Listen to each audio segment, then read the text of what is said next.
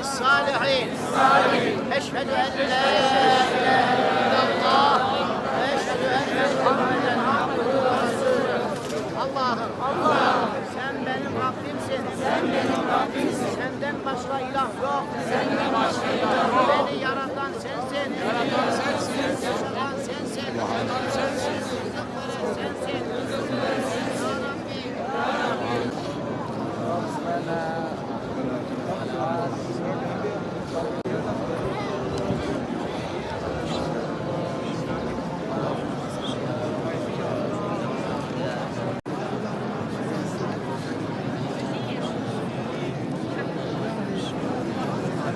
بسم الله الله أكبر.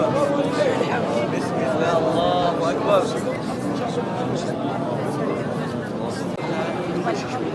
لا إله